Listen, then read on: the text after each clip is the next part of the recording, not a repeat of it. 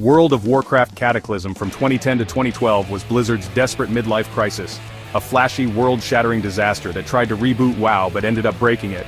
Deathwing torched Azeroth, reshaping the old zones into a fractured mess of nostalgia and half-baked ideas. It was a bold swing, but underneath the fiery hype, it was a game stumbling over its own identity, alienating veterans and boring newbies. The grind turned into a punishing slog. Leveling to 85 meant choking down revamped quests, some slick, most tedious, while Hyjal's linear fetch fests and Vashir's underwater hell made you miss Outland's chaos.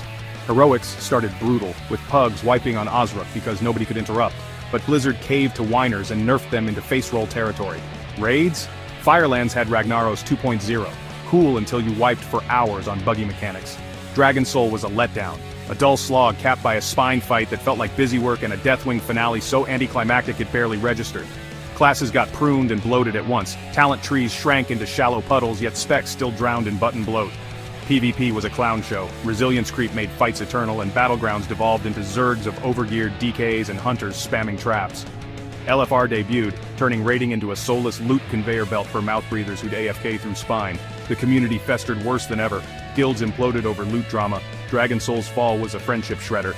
Trade chat was a cesspit of WTS portals and edgy trolls, while LFG bred toxic randos who'd rage quit at the first wipe.